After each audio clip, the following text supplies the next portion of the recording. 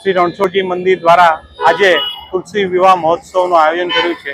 આજે દેવ ઉઠી 11 છે, એ નિમિત્તે આજે સંપૂર્ણ જગતની અંદર ભગવાન આજે ઉઠે છે અને એ નિમિત્તે આજે પહેલા તુલસી વિવાહ કરવામાં આવે છે। તો આપણા શ્રી રણછોડજી મંદિરના પૌરાણિક મંદિરની અંદર આજે આ મહોત્સવ છેલ્લા 200 વર્ષથી આજે ઉજવવામાં આવે છે અને શહેરની અંદર પ્રભુ શ્રી કૃષ્ણ લાલાનો વરઘોડો નીકળે છે, જેનાથી સંપૂર્ણ શહેરના લોકો એના દર્શન કરી શકે અને આ ઉત્સવની અંદર ભાગ લઈ શકે।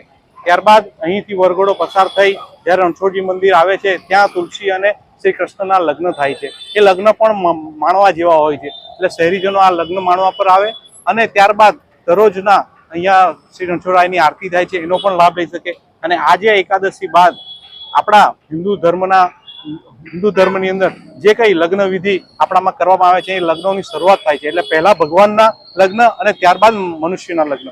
આ પ્રકારની સનાતન પરંપરા મુજબ આપણો હિન્દુ ધર્મ વર્ષોથી આદિ વર્ષથી ચાલી આવ્યો છે। આજે આ ઉત્સવ નિમિત્તે રણછોડજી મંદિરનો પણ જીર્ણોદ્ધાર થઈ રહ્યો છે, એમાં પણ સૌ ભાગ લઈ અને શ્રી રણછોડરાયની કૃપા સંપૂર્ણ શહેર પર અને સંપૂર્ણ જગત પર પડતી રહે એવી જ અભિલાષા સાથે જય રણછોડ, જય રણછોડ, જય શ્રી કૃષ્ણ।